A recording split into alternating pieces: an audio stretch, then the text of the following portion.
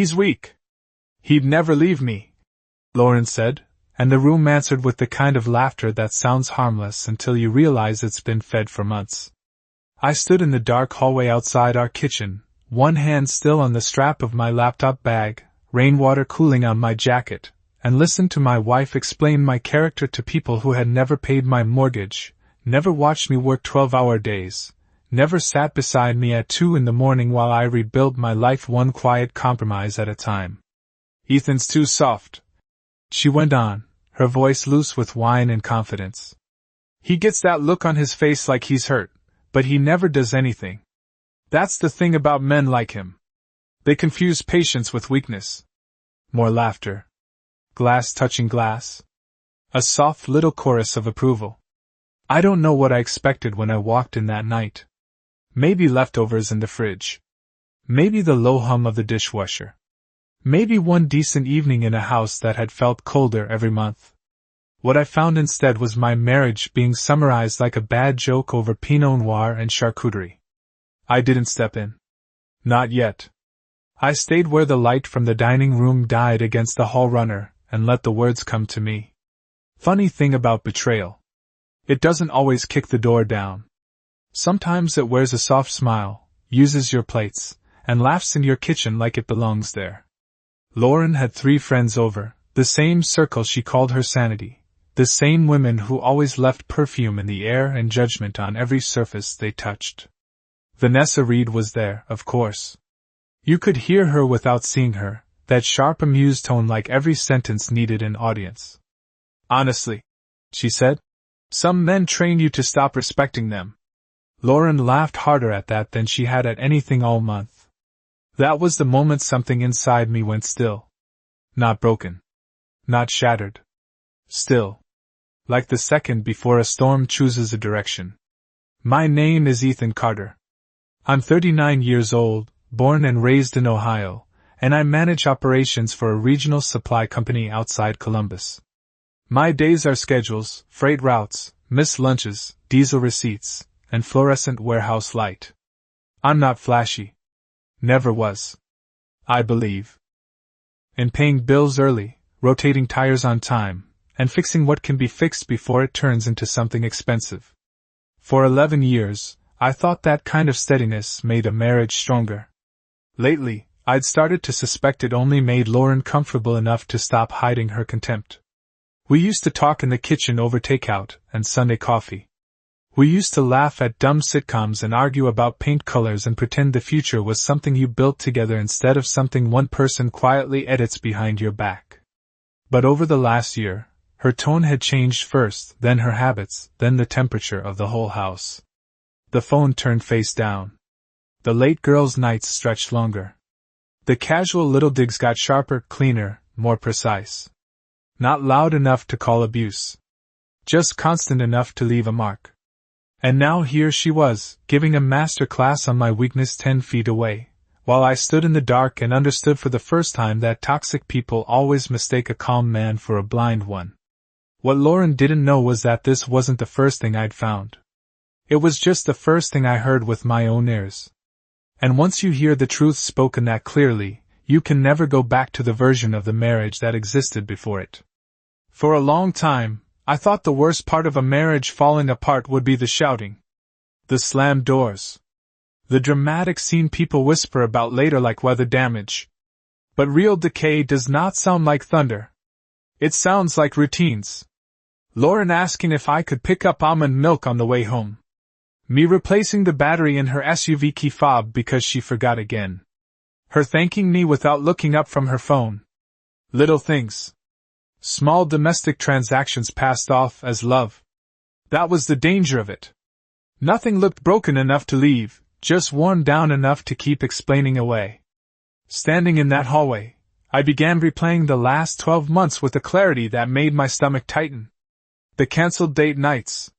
The way her friends suddenly knew details about my schedule, my income, even my moods. The way Vanessa always smirked at me like she had read a file I never approved. I had been treated like background noise in my own house, and I let myself believe that patience was maturity, that restraint was strength. Maybe it still was. But patience without boundaries turns into permission, and toxic people know exactly how to cash that check. I stayed there another few seconds, listening to Lauren talk like my character was a settled fact. She said I was predictable, safe, easy to manage. That word landed harder than the rest. Manage. Not love. Not trust. Manage. Like I was another bill on autopay or a task on a calendar she kept color-coded and under control. I should have felt anger first. What I felt instead was embarrassment. Not because they were laughing, but because part of me realized they had only become this comfortable because I had spent too long keeping the peace at my own expense. Then Lauren said something quieter, and the room leaned in. I could not catch every word, only fragments. Separate account. Timing. He will not see it coming. That was when the night changed shape. Mockery was one thing. A dirty secret was another. And suddenly the laughter in my kitchen did not sound casual anymore. It sounded coordinated. The room had gone quieter, but not in a way that brought comfort. It was the kind of quiet that made every small sound feel sharpened, the ice settling in a glass, the soft scrape of a cheese knife against a plate, the low hum of the refrigerator under the counter. I stood there in the hallway and let my breathing even out because once your pulse starts making decisions for you, you stop seeing clearly. And clarity was the only thing that mattered now. I had spent too much of this marriage reacting late, smoothing things over, telling myself that every cold stretch was temporary, every cutting remark just stress in a nicer outfit. But those fragments I caught through the doorway kept turning over in my mind. Separate account. Timing. He will not see it coming.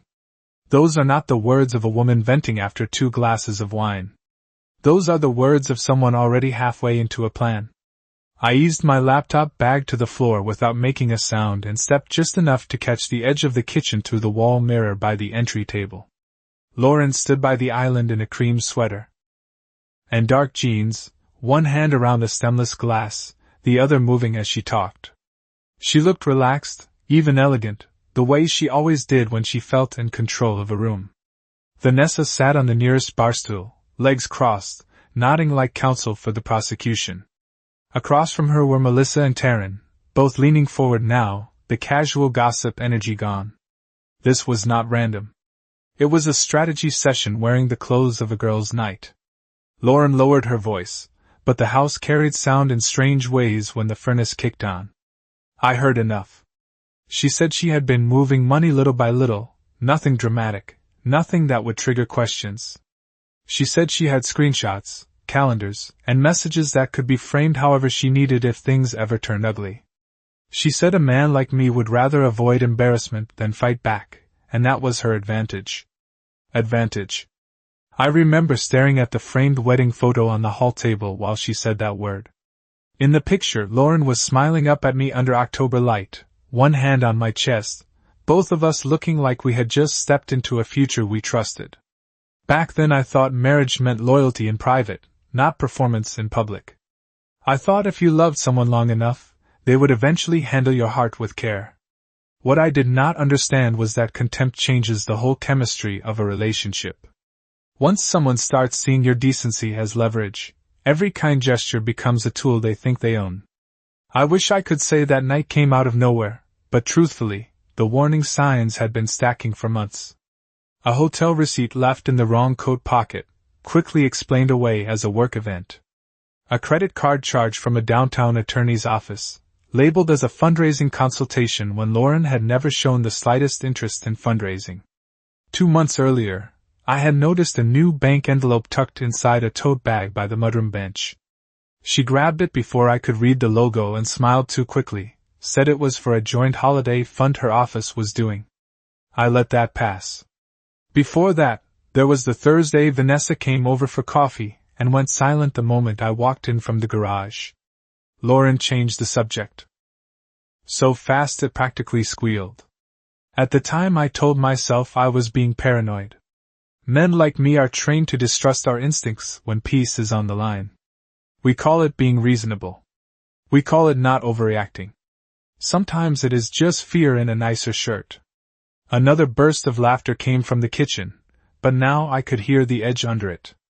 Melissa asked what Lauren would do if I found out early. Lauren did not hesitate. She said, "He will not. Ethan still thinks this is a rough patch." The confidence in her voice hit harder than the insult had. Weak was one thing. Replaceable was another. But manageable, predictable, blind, those were not just insults. Those were assumptions she had built a plan on. I felt something settle in me right then, the way dust settles after a door closes. Not rage. Not panic. Decision. I was not going to walk into that kitchen and give them the explosion they expected.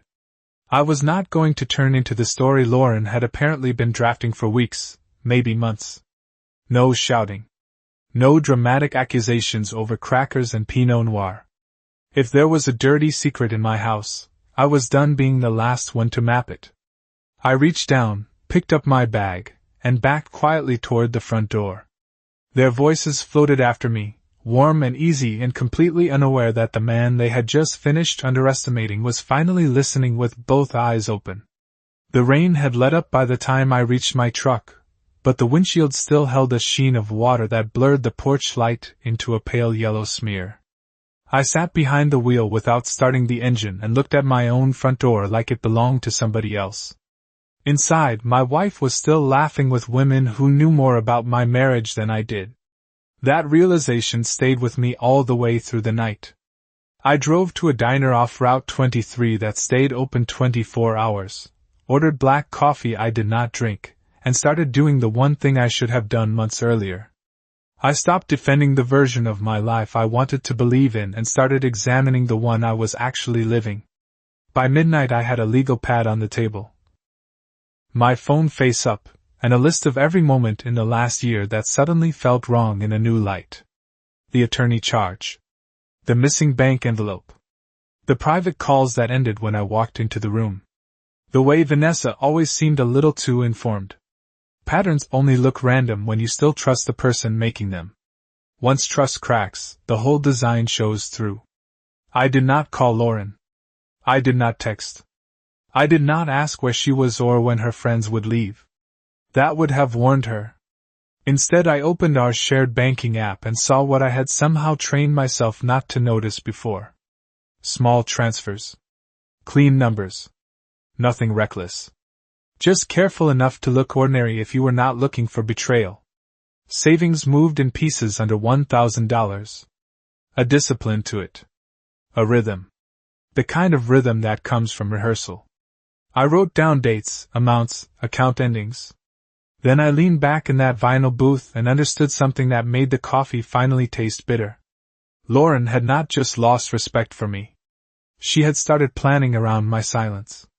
And the most dangerous thing about a toxic person is not what they say when they think you are weak. It is what they build while they are certain you will stay that way. By 2 a.m, I was still in that diner booth with my phone, a yellow legal pad, and the kind of focus that only shows up after something inside you breaks clean. The waitress topped off my coffee without asking questions, and I appreciated that more than I can explain. Some nights a man does not need comfort. He needs quiet and a clear surface to lay the truth on. I went through 6 months of statements line by line, not like a husband looking for reassurance, but like a stranger auditing damage. Once I stopped hoping to be wrong, the pattern got easier to see. There were recurring transfers to an account I did not recognize, always spaced out, always small enough to avoid attention.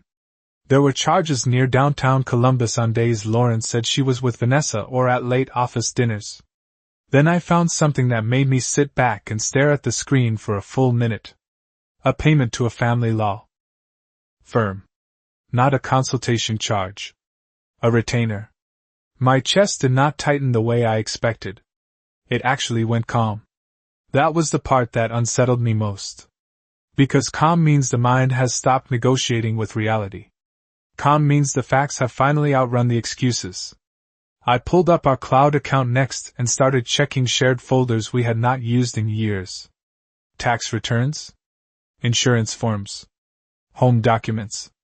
Buried in a folder labeled Holiday Photos was a scanned PDF with Lauren's name on it, and notes in the margin about asset division, occupancy strategy, and communication records. Occupancy strategy. That phrase sat on the screen like a cold hand. She was not just planning to leave. She was planning the story of how I would leave first. That was the dirty secret underneath all that laughter in my kitchen. The mockery was real, but it was also cover. While I was still trying to save a marriage, Lauren had already started building a version of the ending where she looked composed, prepared, maybe even sympathetic. I closed the file, wrote down the law firm name, and looked out through the diner window at the empty parking lot shining under the streetlights. For the first time all night, I understood exactly what I had to do next. I had to stop being a husband trying to be understood and become a man gathering evidence. The next morning, I went home just before 6, changed into a clean blue button-down, and made coffee like it was any other Thursday. That was the strange power of a decision once it hardens. Your hands stop shaking. Your face remembers how to look normal. Lauren came downstairs around 6:30 in one of my old college sweatshirts, hair loose, expression soft with that sleepy domestic warmth that used to mean something to me. She kissed my cheek, poured herself coffee, and asked if I had gotten in late from the warehouse. I said yes. She nodded like that answer fit neatly into whatever private schedule she had built for me. Then she smiled and said Vanessa and the girls had stayed longer than expected, as if I had not heard every polished little piece of contempt they left floating in my kitchen air. I told her that was fine. That was the first moment I understood how useful silence could be when it stopped being surrender and started becoming cover. I went to work on time, sat through the 8 o'clock operations call, approved 2 freight adjustments, and spent my lunch break doing 3 things in order. First, I opened a new checking account in my name only. Second, I called the law firm whose retainer I found and asked a very calm receptionist whether Lauren Carter had retained counsel there. She said she could not discuss clients, which told me enough. Third, I booked a consultation with an attorney a friend from work had used the year before. Friday, 4:30, downtown Columbus. No drama. No speeches. Just structure. That afternoon Lauren texted me a photo of flowers at the office and asked if I could grab sushi on the way home. A year earlier that message would have softened me. Now all I saw was timing. A toxic person does not stop managing perception just because the truth is already rotting underneath it. I replied with a thumbs up, then forwarded every statement, screenshot, and scanned document I had collected to a new encrypted folder and a fresh email account she did not know existed. By the time I pulled into the driveway that evening, the house looked the same, the porch light warm, the windows glowing, the kind of place neighbors point at when they say stable. But I knew better now. Stability without honesty is just a good paint color over damaged wood. And somewhere inside that house, Lauren still believed she was the only one preparing. Friday afternoon came in gray and cold, the kind of Ohio day that makes office windows look tired.